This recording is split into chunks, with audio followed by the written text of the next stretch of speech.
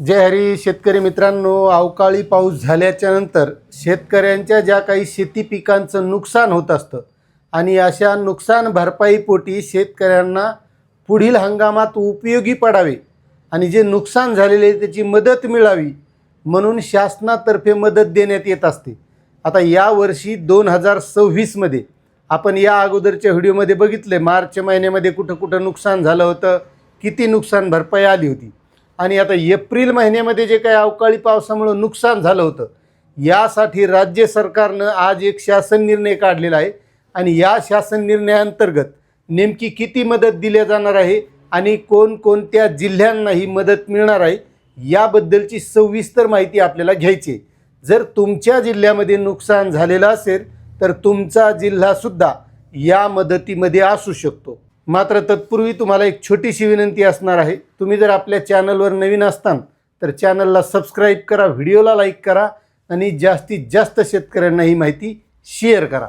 तर बघा मित्रांनो, शासन निर्णय असा आहे की एप्रिल 2026 मध्ये जे नुकसान झालं होतं या नुकसानीपोटी 14,58,90,000 एवढी मदत जाहीर झाली आहे। आता नेमकी ही कोणकोणत्या जिल्ह्यांसाठी मदत जाहीर झाली आहे त्याबद्दल आपण सविस्तर माहिती बघू। यामध्ये सातारा जिल्ह्यासाठी 98 रुपये मदत जाहीर झाली आहे। त्यानंतर सोलापूर जिल्ह्यासाठी 1,67,89,000 रुपये मदत जाहीर झाली आहे। त्यानंतर पुणे जिल्ह्यामध्ये नुकसान झालं होतं त्यापोटी 6,23,87,000 रुपये मदत जाहीर झाली आहे। त्यानंतर मराठवाड्यातील नांदेड जिल्ह्यामध्ये 9,59,000 रुपये मदत जाहीर झाली आहे।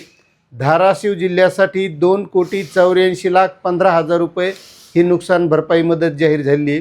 त्यानंतर हिंगोली जिल्ह्यासाठी 2,73,000 रुपये नुकसान भरपाई मदत मंजूर झाली आहे।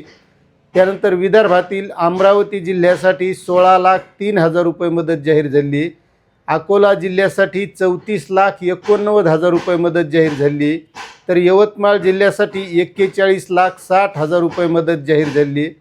बुलढाणा जिल्ह्यासाठी 2,27,32,000 रुपये मदत जाहीर झाली आहे। त्यानंतर वाशिम जिल्ह्यासाठी 49,85,000 रुपये नुकसान भरपाई मदत ही जाहीर झाली। अशी मिळून एकूण 14,58,90,000 एवढी मदत ही राज्यभरातील या जिल्ह्यांसाठी नुकसान भरपाई म्हणून मदत जाहीर झाली आहे। आणि ही जी काही मदत आहे ती DBTद्वारे शेतकऱ्यांच्या खात्यामध्ये वितरित केली जाणार आहे असा हा शासन निर्णय।